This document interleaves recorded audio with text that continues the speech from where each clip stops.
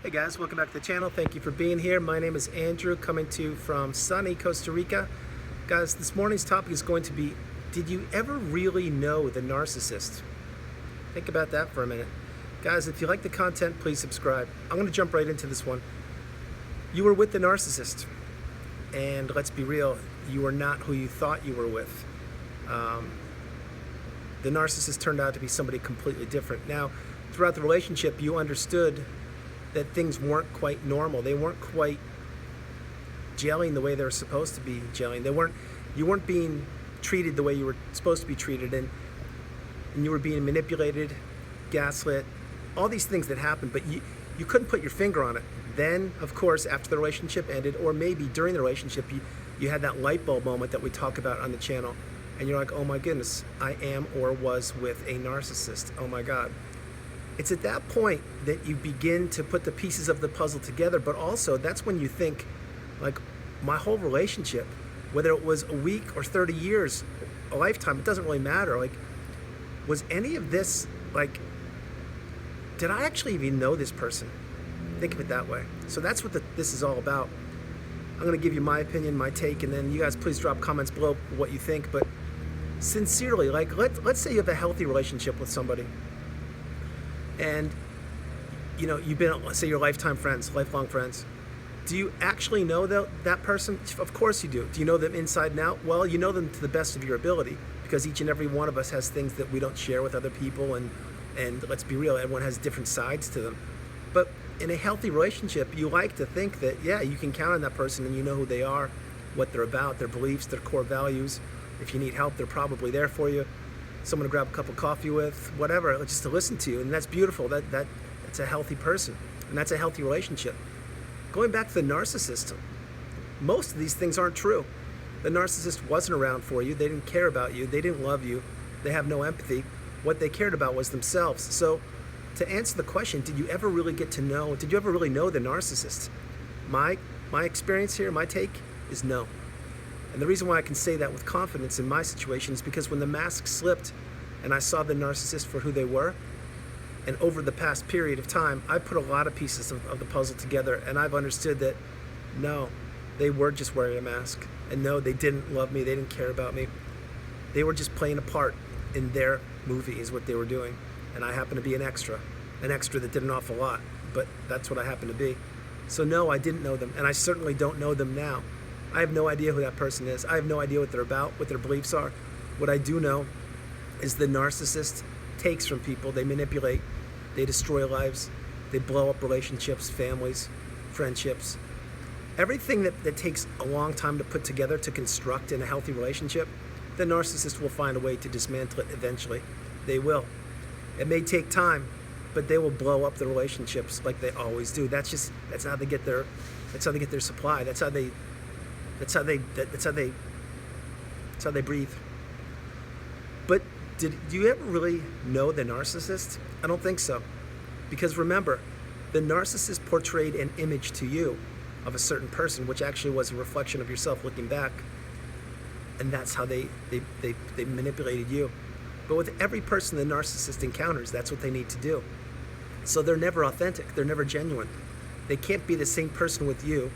An example of this is they can't be the same person with you as they are with the new supply or in any other relationship. You see, they're always doing things. They're always a couple steps ahead, trying to figure out a way to manipulate people, situations, circumstances, events, lives, careers, friendships, families, everything. That's what they do.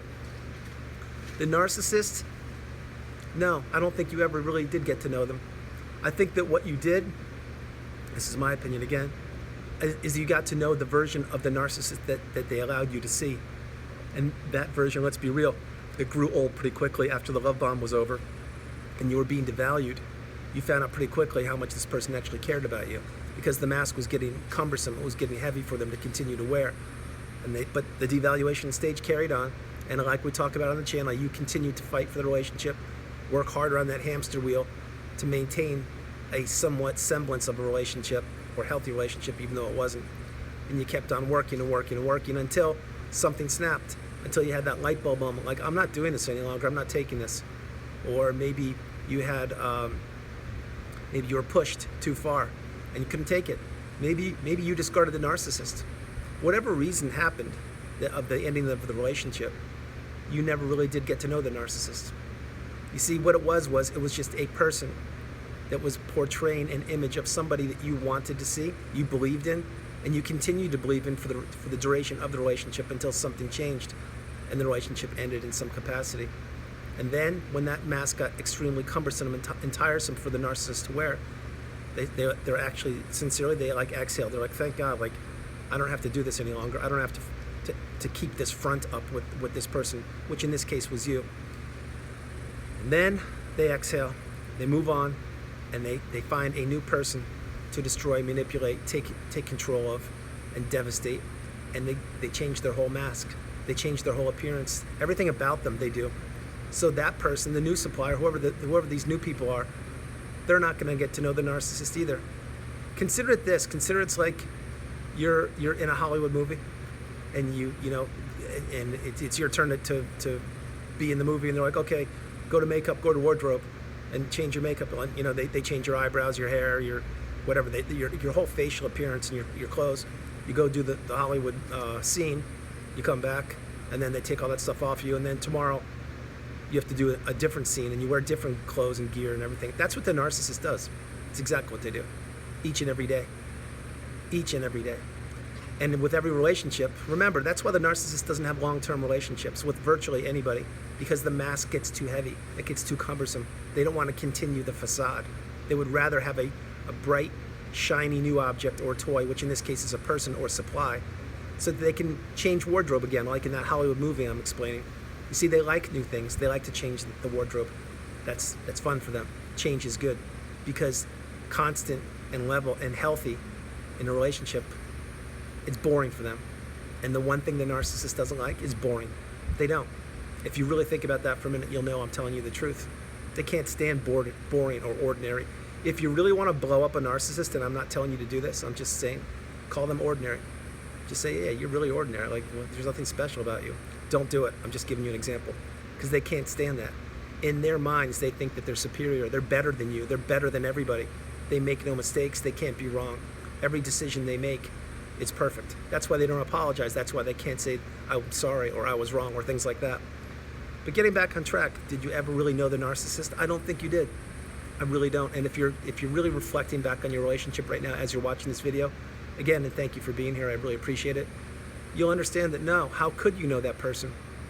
It's never more evident than when the narcissistic relationship ends and when you see that mask slip and you're like, oh my God, who is this person? Like, what was this? I don't get it. Right there's all the proof you need to know.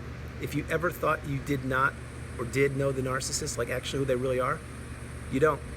Think about that discard, or think about when the mask slipped, and just say to yourself, oh my gosh, that's not who I thought it was. Like, what is this?